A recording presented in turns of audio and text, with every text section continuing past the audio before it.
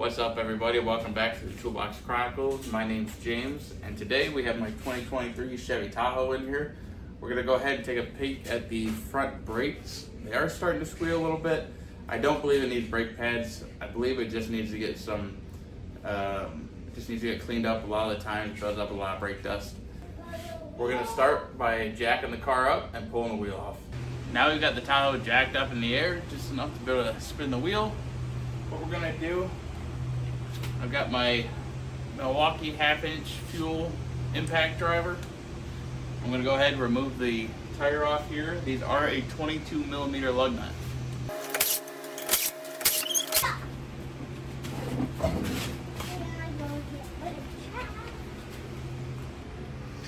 Alright, as you can see, we got the wheel removed. I did turn the wheel to the right to make it easier to access the caliper to be able to remove the brake pads. So there is a connector in here. That's going to be for your brake pad sensor. So you're just going to go ahead and press in on this piece, pull it down, make sure it's unplugged. Alright, after we unplug the brake pad sensor, you can see this clip here. What we want to do first is we're going to remove the cotter key pins out of here, just like this. Sometimes you can do it with your fingers, other times you may need a pair of pliers to remove them. Next, I'm going to just grab the end of the pin with a pair of pliers here and remove that pin and remove that pin. Okay, now that we got that off, we just need to remove this brake pad clip, put that to the side. Now, as you see here, we have both of our brake pads we're able to remove.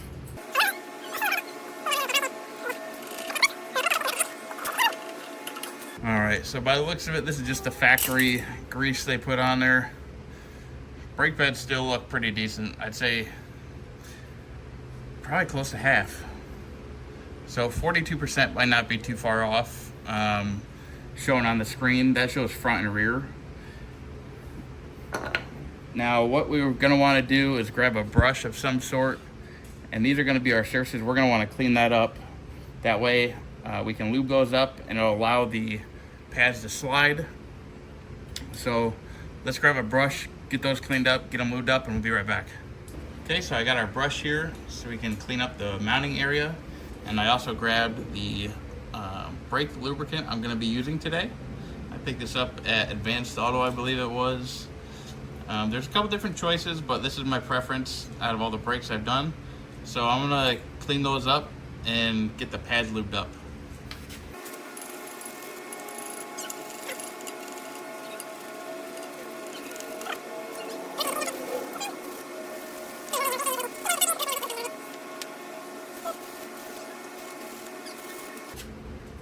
Alright, now that we got that area all cleaned up, I will just show you the brake pad wear sensor here. This is what they look like. Short little sensor. Now this was the one that had it on it, which is your inside pad. And one thing that you can remember here is that on these vehicles, they do the driver's side, front and rear that have the brake pad sensors on them. The passenger side does not. So when you take apart the passenger side, you don't have to worry about removing that brake pad sensor or anything. Okay, and as you can see here, also with the brake pad sensors, they basically wear down with the pads. I don't know if you can get it in the camera there, but that's where it also pulls its percentage from.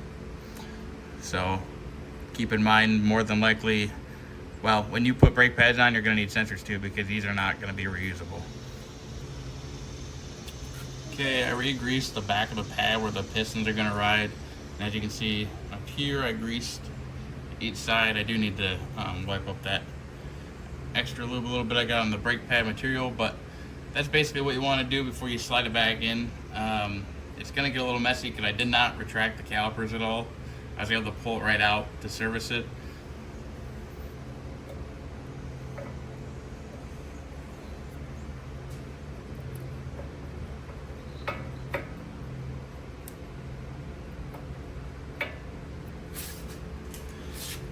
One other thing is to make sure you don't push your pad in too far, or else your alignment holes for your pins on your brake pads are not going to line up.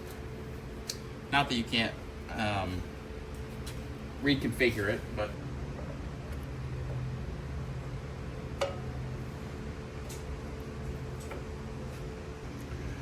all right, when reinstalling the inner pad that has a sensor on it, you are going to have to go ahead, stick that pad in first, and then push it all the way in as far as it'll go.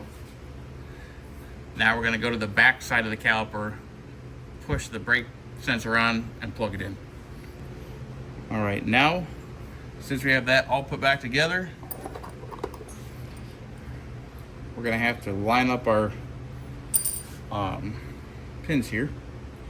So one thing I know we need to do is pull back out on these pads a little bit, get them to line up.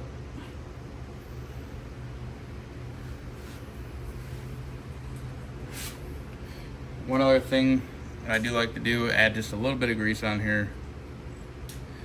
Not only does it make it go in easier, but just gives a little bit of lubrication to keep the noise of metal on metal away.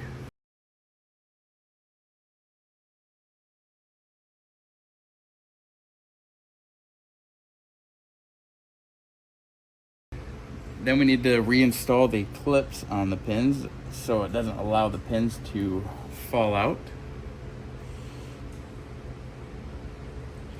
Well, you know what? Actually, I take that back. We're going to pull one pin back out. We need to reinstall this clip first. On these clips on the very top, it goes over the pins. So let's see if we can, what we're going to do here is we're going to squeeze this together. Tuck that over the pin like that. Then down here, push that in. Now,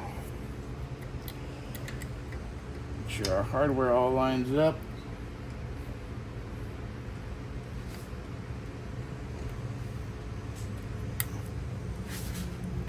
All right, now we've got our pins on, our clips in place, holding it how it's supposed to. Now we're gonna put these clips in like I was saying before, therefore they don't fall out on us.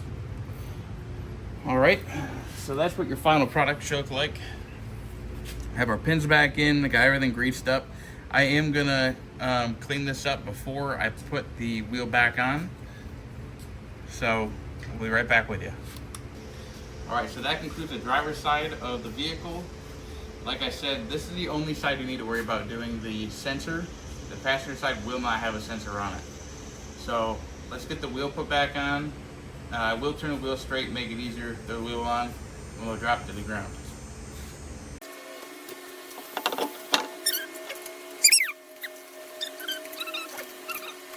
Okay, so what I'm gonna do is turn my gun down to the second setting on it, loosely tighten the wheel down, and then once I know the wheel's tight, I'm gonna put it on the ground and we'll use a torque wrench to torque the lug nuts.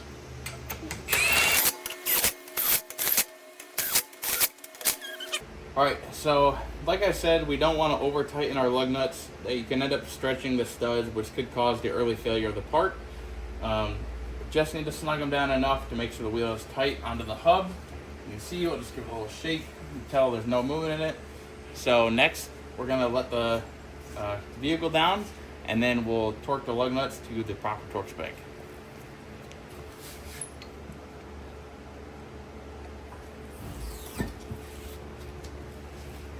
All right, now we've got the vehicle back on the ground.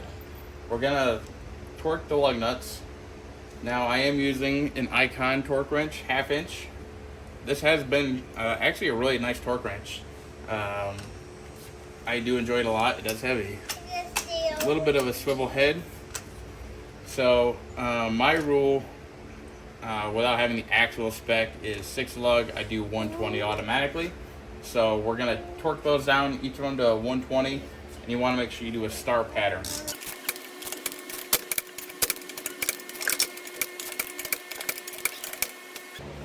All right, so that's gonna conclude our video for today on the 2023 Chevy Tahoe front brake maintenance. I didn't include the passenger side in this video, but like I said previously, all you need to do is that same procedure on the passenger side minus the sensor. So you can just start exactly with taking the pins out, pulling the clip, removing your brake pads. No worries on the sensor on that side. When I get ready to do the rear, I'll go ahead and make a video on that, just so you guys have an idea too. If you have any questions, concerns, comments, please drop them below.